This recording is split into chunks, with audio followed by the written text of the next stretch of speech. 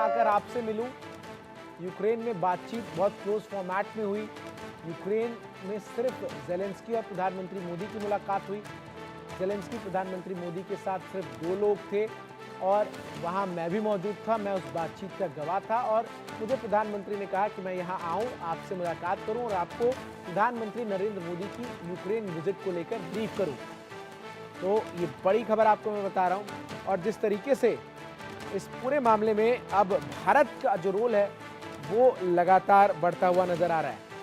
JKS परिहार, retired defence expert, मेरे साथ जुड़ रहे हैं। मेजर जनरल जेकेएस परिहार, बहुत बहुत स्वागत है आपका।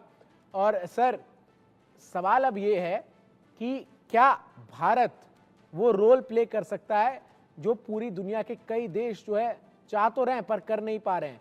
लेकिन जिस तरीके से यूक्रेन में जब प्रधानमंत्री गए और वहां जो उनकी केमिस्ट्री नजर आई ज़ेलेंस्की के साथ, और ज़ेलेंस्की ने जब इस बात को रिटैरिएट किया कि भारत वो देश हो सकता है क्योंकि आपकी रूस सुनता है, तो इससे उम्मीदें जगती है यूक्रेन के लिए भी। और भारत क्या वो रोल सच में आगे बढ़कर इस तरीके से निभा सकता है आने वाले समय में, क्योंकि ये बहुत ही क्लोज मीटिंग डोभाल और रूस के राष्ट्रपति पुतिन के बीच भी हुई है। देखिए, भारत का रोल इसमें रशिया यूक्रेन वार को रुकवाने के आगे जो भी प्रोसेस होगी उसमें मैं समझता हूँ सबसे ज़्यादा रहेगा।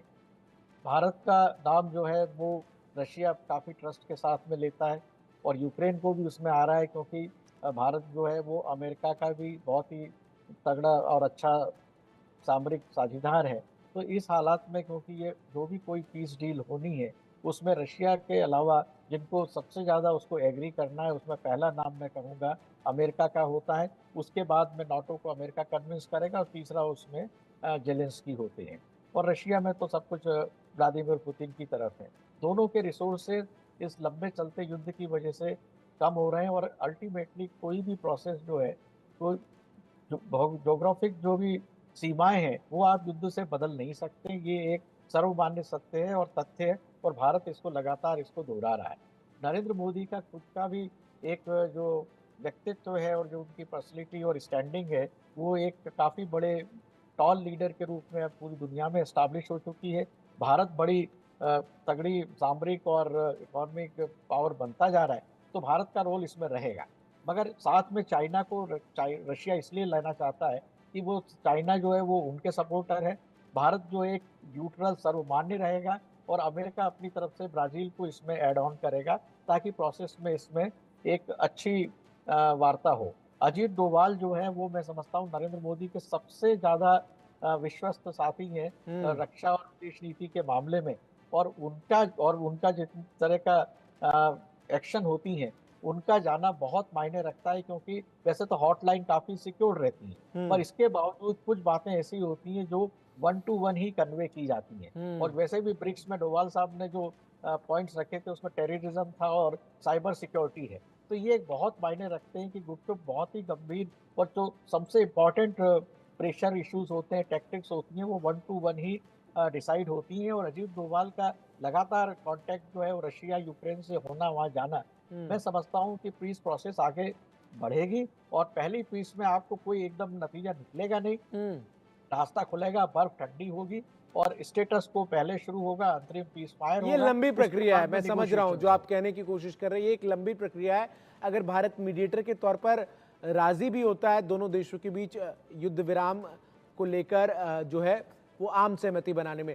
संजीव श्रीवास्तव जी, एक जो महत्वपूर्ण पॉइंट यहाँ पर जेकेएस परिहार सर ने उठाया वो है चाइना का इन्वॉल्वमेंट।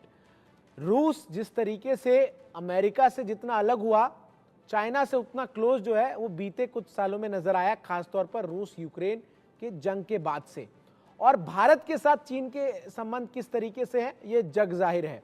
तो ऐसे में रूस का क्या रोल हो सकता है इस पूरे मामले में अगर उसे किसी एक को चुनना हो, क्योंकि हमने देखा है कि रूस के राष्ट्रपति और प्रधानमंत्री की केमिस्ट्री जो है वो बेहद शानदार है। और ब्रिक्स का जब उन्होंने इनविटेशन दिया तो उसमें भी उन्होंने कहा कि मैं उनसे मिलने के लिए बहुत उत्सुक हूं और ये बीते 3 महीनों में दूसरी 1 to 1 डायलॉग जो है वो दोनों नेताओं के बीच हो सकती है। देखिए, जहाँ तक रशिया का भारत के संदर्भ में उसके अप्रोच का प्रश्न है, तो ये जो पार्टनर्स है इसे हम वर्तमान समय में और पहले लगातार इसको हम देख रहे हैं कि मजबूत हो रही है। इसे हम स्पेशल और प्रिविलेज्ड स्ट्रेटेजिक पार्टनरशिप कहते हैं। ठीक। और जैसा कि आपने स्वयं कहा कि जब राष्ट्रीय सुरक्षा सलाहकार श्री अजीत डोभाल ने राष्ट्रपति पुतिन से मुलाकात की, तो राष्ट्रपति पुतिन ने इस बात को लेकर के एक प्रस्ताव रखा कि जब कजान में भारतीय प्रधानमंत्री ब्रिक्स के शिखर सम्मेलन में आएंगे, तो उस समय वो साइडलाइंस में वो प्राइम मिनिस्टर मोदी से मिलना चाहते हैं। और जाहिर है कि ये इस बात को दर्शाता है कि भारत और रशिया के संबंध वर्तमान समय में कितने प्रगाढ़ है, मजबूत हैं। और इसके संबंधों का इतिहास भी अगर उठा के देखें आप, तो ये एक टाइम टेस्टेड रिलेशनशिप है। दुनिया में चाहे कितने भी उतार चढ़ाव आ जाए, कितने भी परिवर्तन हो जाए, चाहे वो रशिया और चाइना की दोस्ती ही क्यों ना और गहरी हो जाए, लेकिन जहां तक भारत के रशिया के साथ संबंध है वो यथावत बने रहेंगे और ये मजबूत बने रहेंगे। और रशिया इस बात को अच्छी तरह से जानता है कि भारत और रशिया की जो संबंध है वो बेहद अभी भी वर्तमान समय में बेहद महत्वपूर्ण है, क्योंकि भारत एक ऐसा राष्ट्र है जो कि रणनीतिक स्वायत्तता के आधार पर एक संतुलित, विवेकपूर्ण, बुद्धिमत्तापूर्ण और जिम्मेदारी भरी विदेश नीति के साथ चलता है। और भारत आज के समय में स्वयं में एक बहुत बड़ी महाशक्ति है, एक विश्व की सबसे तेज गति से बढ़ती हुई अर्थव्यवस्था है और बड़ी सामरिक महाशक्ति है, नाभिकीय शक्ति है। और वर्तमान समय का ये जो नया भारत प्राइम मिनिस्टर मोदी के नेतृत्व का है, वो तो वैश्विक मामलों में बढ़ चढ़ करके प्रोएक्टिव तरीके से अपनी भूमिकाओं को निभा रहा है। तो ऐसे में रशिया के साथ भारत की दोस्ती पर चाइना और रशिया की दोस्ती से कोई असर नहीं पड़ेगा। और आपने देखा कि भारत भी जैसे रशिया इतिहास में अगर आप जाके देखें तो भारत के साथ अनेक चुनौतीपूर्ण स्थितियों में खड़ा रहा, वैसे भारत भी रशिया के साथ जब उसके ऊपर इतना बड़ी चुनौती आई, बड़े सैंक्शंस लगे, तो भारत ने अपने तेल का जो जो इंपोर्ट है रशिया से कई गुना बढ़ा दिया, फर्टिलाइजर्स का जो इंपोर्ट कई गुना बढ़ा दिया। आज रशिया और भारत के व्यापार के संबंध जो है मल्टीफोल्ड हो चुके हैं, अगर पिछले कुछ पहले वर्षों के पहले की तुलना करें। तो ये भारत ने भी रशिया के साथ अपनी दोस्ती को दिखाया है और इसी वजह से मैं ये कहता हूं कि ये टाइम टेस्टेड रिलेशनशिप है। ये टाइम टेस्टेड रिलेशनशिप है, बिल्कुल। लेकिन एक चीज जो बेहद अहम हो जाती है ऐसी सिचुएशन में जेकेएस परिहार सर, वो ये है कि भारत जहां एक तरफ लगातार दोनों देशों के राष्ट्राध्यक्षों से जब मुलाकात करता है, प्रधानमंत्री जब वहां पहुंचते हैं, तो जो केमिस्ट्री उनकी दोनों देशों के साथ नजर आती है। जब वो पुतिन से मिलते हैं तब वो उनके फेस पर इस बात को कहते हुए नजर आते हैं कि जो वॉर है वो आज के समय में एक सॉल्यूशन नहीं है। और फिर जब वो ज़ेलेंस्की से मिलते हैं तो उनके कंधे पर हाथ डालकर जिस तरीके से उनकी पूरी बॉडी लैंग्वेज होती है, और फिर ज़ेलेंस्की जब मीडिया को संबोधित करते हैं और जो जॉइंट स्टेटमेंट आता है उसमें भी वो इस बात को बहुत बखूबी समझते हैं कि भारत जो है वो रूस का बहुत ही इंपॉर्टेंट अलाई है, बहुत ही इंपॉर्टेंट पार्टनर है। और अगर यूक्रेन कहीं बीच के रास्ते की तरफ इस युद्ध को रोकने की स्थिति में बढ़ता है, आगे चाहता है कि कोई एक ऐसा पॉइंट आए जहां पर संघर्ष विराम हो, तो उसके लिए भारत को साथ लेना यूक्रेन के लिए भी बहुत जरूरी हो जाएगा।